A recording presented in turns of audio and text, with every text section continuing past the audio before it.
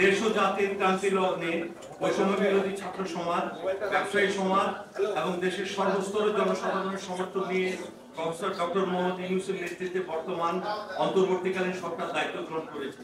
দেশের অর্থনৈতিক কার্যক্রমকে সুদৃঢ় করতে অন্তর্বর্তীকালীন সরকার নিরলস প্রচেষ্টা চালিয়ে যাচ্ছে। ব্যবসায়ী সমাজের পক্ষ থেকেও আমরা সরকারকে সর্বাত্মক সহযোগিতা দিয়ে যাচ্ছি। প্রিয় সাংবাদিক ভাই ও বোনেরা, বাংলাদেশ বর্তমানে একটি কঠিন অর্থনৈতিক চ্যালেঞ্জের মধ্যে দিয়ে যাচ্ছে। এরই মধ্যে আমরা উদ্বেগের সঙ্গে লক্ষ্য করলাম যে চলতি 2024-2025 অর্থ বছরের মাঝপথে এসে শতাধিক পণ্য এবং সেবার উপর মূল্য সংযোজন কর, মূসক ও সম্পূরক শুল্ক বাড়িয়ে সরকার গত 9 জানুয়ারি 2025 তারিখে গেজেট প্রকাশ করেছে। অংশীজনদের সাথে আলোচনা না করেই মূসক ও সম্পূরক শুল্ক বৃদ্ধি করায় ব্যবসায়ী সমাজের পক্ষ থেকে আমরা গভীর উদ্বেগ প্রকাশ করছি।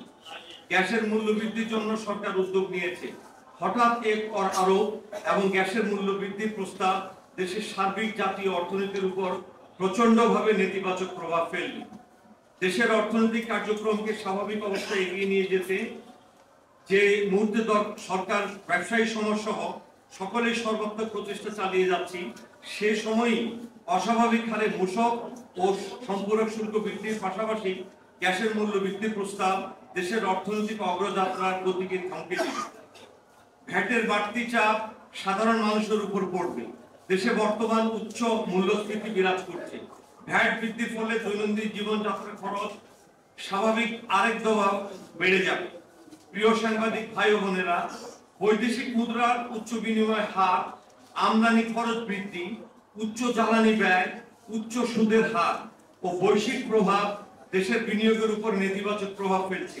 সরকার যেখানে বিনিয়োগ বৃদ্ধির মাধ্যমে কর্মসংস্থান সৃষ্টি করে মূল্যস্ফীতি চ্যালেঞ্জ মোকাবেলায় কাজ করে যাচ্ছে, সেই মুহূর্তে অংশীজনদের সাথে কোনো মত বিনিময় ছাড়াই মূসক ও সম্পূরক শুল্ক বৃদ্ধির সিদ্ধান্ত দেশের অর্থনীতির জন্য আত্মঘাতী হবে বলে আমরা মনে করি।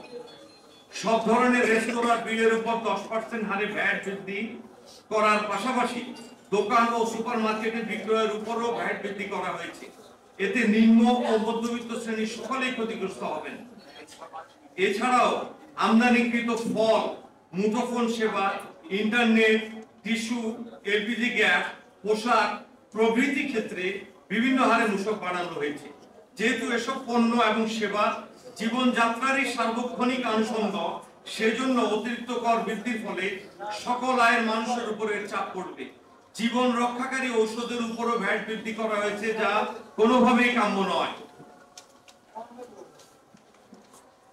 বর্তমানে ব্যবসা প্রতিষ্ঠানে 50 লক্ষ টাকা থেকে 3 কোটি টাকা পর্যন্ত বার্ষিক লেনদেন হলে টার্নওভার কর দিতে হতো, কিন্তু ঘোষিত গেজেট অনুযায়ী বার্ষিক টার্নওভার কর প্রদানের সীমা 50 লক্ষ টাকা নির্ধারণ করা হয়েছে। এতে ক্ষুদ্র, মাঝারি ও প্রান্তিক ব্যবসায়ীগণ ক্ষতিগ্রস্ত হবেন। প্রিয় সাংবাদিক ভাই ও বোনেরা, দীর্ঘমেয়াদী সহায়ক কর কাঠামো প্রাপ্তির সাপেক্ষে উদ্যোক্তারা বিনিয়োগ করে থাকেন।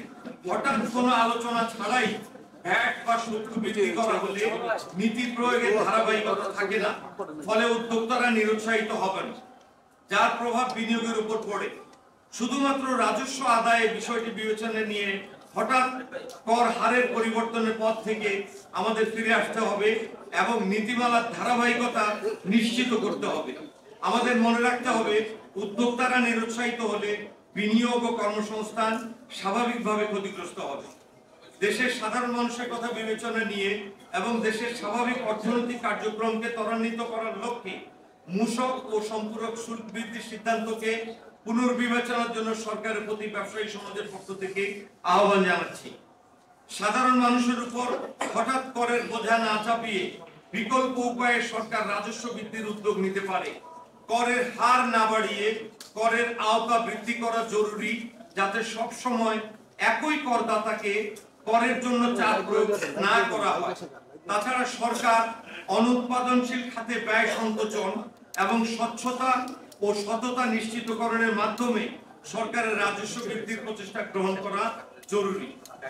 আমরা আরো উদ্বেগ প্রকাশ করছি যে সরকার আবারও শিল্প খাতে গ্যাসের দাম বাড়ানোর উদ্যোগ নিয়েছে।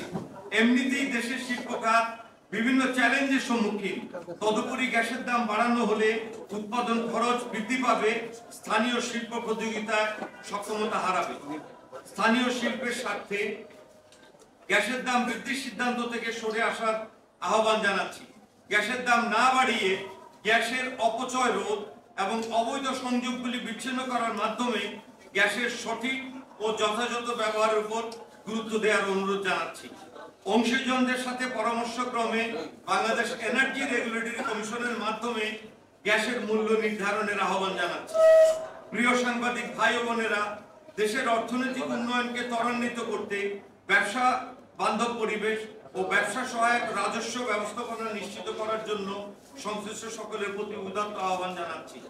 পরিশেষে সুদের হার কমানো, বৈদেশিক মুদ্রার বিনিময় হার স্থিতিশীল রাখা, নিত্য প্রয়োজনীয় পণ্যের মূল্য ও বাজার সরবরাহ স্থিতিশীল রাখা, নিরবিচ্ছিন্ন বিদ্যুৎ ও গ্যাস সরবরাহ, যানজট নিরসন, বন্দরসমূহের সক্ষমতা বৃদ্ধি প্রভৃতি সহ ট্রেড